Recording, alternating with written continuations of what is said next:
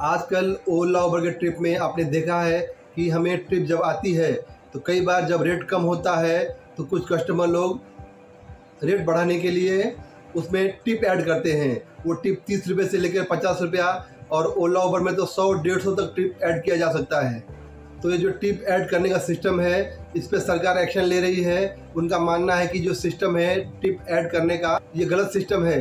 सरकार के अधिकारियों का बोलना है कि जब तक कोई सर्विस हम लोग ले नहीं लेते हैं, सर्विस कैसी थी, अच्छी थी, बुरी थी, हमें पता नहीं, तो हम पहले ही उसको टिप कैसे दे सकते हैं। तो टिप देना है तो जब राइड कंप्लीट करते हैं उसके बाद टिप देना चाहिए, पर ये बुकिंग लेते समय ही ड्राइवर को टिप देना ये गलत है।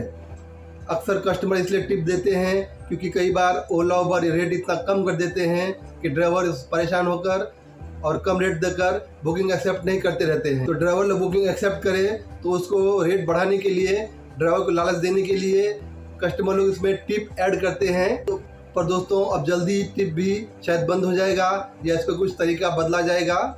इन ड्राइवर में और रैपिडो में सिस्टम है कि कस्टमर चाहे तो उसमें पैसा एक्स्ट्रा बढ़ा सकता है, लेकिन वो टिप के रूप में ही बढ़ाया नहीं जाता है, वो सिर्फ एक्स्ट्रा दिखाया जाता है।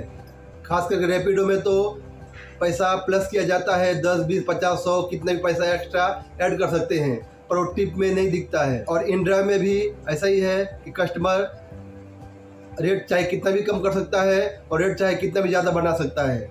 चाहे तो किसी राइड का कस्टमर अगर नॉर्मल भाड़ा 300 होना चाहिए तो कस्टमर उसको 100 रुपये भी डाल सकता है, और चाहे कस्टमर चाहे तो उसको 600 भी कर सकता है, 800 भी कर सकता है।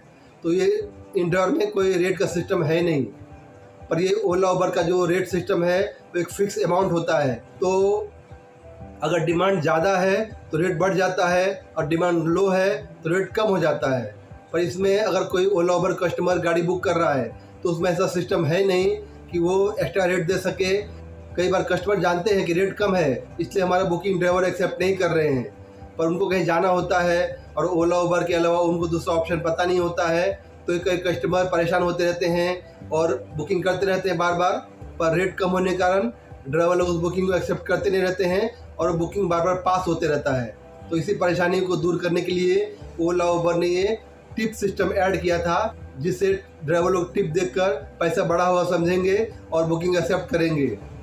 पर इसमें भी अब प्रॉब्लम पाया जा रहा है।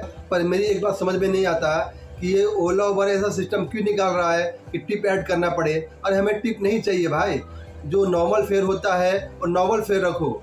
जब सर्ज ना हो तो नॉर्मल फेयर रखो, और जब सर्ज हो तो एक्स्ट्रा फेयर रखो। हम ये नहीं बोलते कि रेट बहुत ज़्यादा बढ़ा दो, रेट बहुत ज़्यादा मत बढ़ाओ, मीडियम बढ़ाओ जिससे कस्टमर को बहुत भारी न पड़े, और रेट इतना कम भी मत कर दो कि जिससे ड्राइवर को इतना नुकसान हो जाए कि ड्राइवर बुकिंग एक्सेप्ट ना करे।